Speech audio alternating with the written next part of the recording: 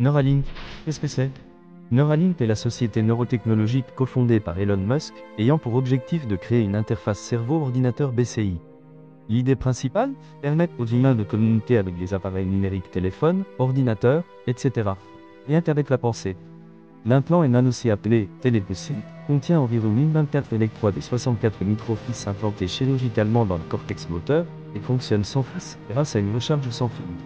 Qui est le premier homme et que peut-il déjà faire? Nolan Darbaugh, quadriplégique depuis un accident de plongée en 2016, est le premier humain à avoir reçu un implant Neuralink en janvier 2024, lors d'un essai clinique autorisé par la FDA. Rapidement après l'opération, il a pu contrôler un curseur de souris sur un écran uniquement par la pensée, sans effet secondaire notable. Quelques semaines après l'implantation, des problèmes sont survenus. Certains fils se sont rétractés, ce qui a diminué ses capacités de contrôle. Neuralink a alors apporté des mises à jour logicielles qui ont largement restauré la fonctionnalité. Aujourd'hui, Nolan peut naviguer sur Internet, jouer à des jeux comme Chess, Civilization 6, Polytopia ou Mario Kart, toujours uniquement grâce à sa pensée. Qui d'autres ont été implantés? Cette technologie ne se limite pas à Nolan. Brad Smith, un patient avec SLA amyotrophique spinale, a pu éditer une array via YouTube en utilisant la pensée pour contrôler un MacBook Pro. Une IA a même reconstruit sa voix à partir d'enregistrements précédents pour qu'il puisse narrer son contenu. Audrey Cruz, paralysée depuis 20 ans, est devenue la première femme à recevoir un implant Neuralink.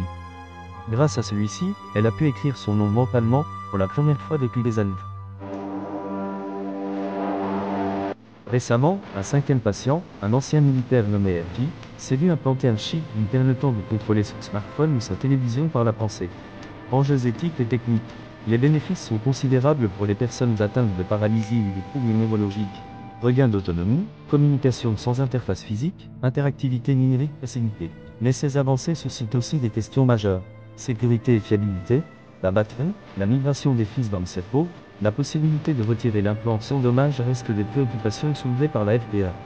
Vie privée et données neurologiques. L'accès aux pensées ou intentions humaines soulève des questions sur le consentement, la protection des données sensibles. Impact social.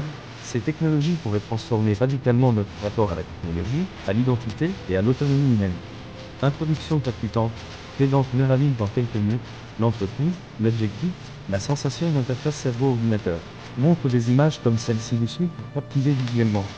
Histoire de Nolan Darbaugh. Qui est-il? Son accident, son parcours. Sa vie avant et après l'implantation.